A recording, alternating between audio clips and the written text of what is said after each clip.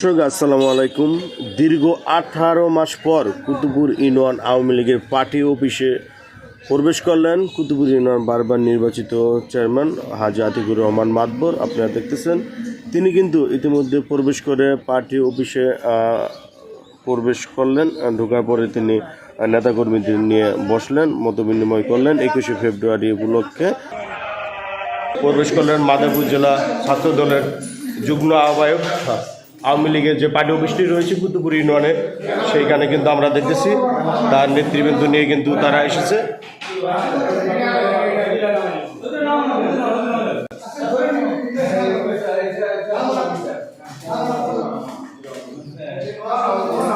আজকে নিষিদ্ধ সংগঠন, সন্ত্রাসী সংগঠন জুলাই আগস্টে যাদের বর্বরতায় বাংলাদেশ সরকার সহ সর্বস্তরের জনগণ যাদেরকে নিষিদ্ধ করেছে, সেই নিষিদ্ধ সংগঠন আওয়ামী লীগ আজকে হঠাৎ মাথাচাড়া দিয়ে ওঠে।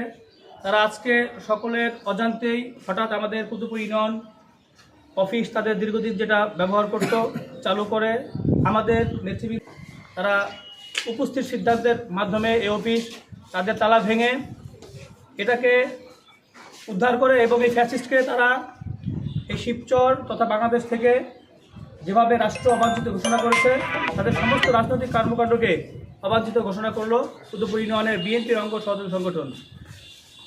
আমরা বলতে চাই, দেশের একজন নাগরিক হিসেবে তারা তাদের নাগরিক অধিকার সুবিধা নেবে, এটাই আমাদের কাম্য।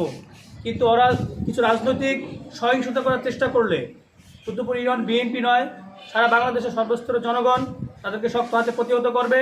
তাদেরকে আমরা জানা দিতে চাই, তারা যেন এদেশের শান্তি শৃঙ্খলা উন্নয়ন এবং বিএনপি সরকার যেই রূপরেখা তৈরি করেছে আগামীর জন্য, এই কার্যক্রমে কোনো প্রকার বাধাগ্রস্ত না হয়।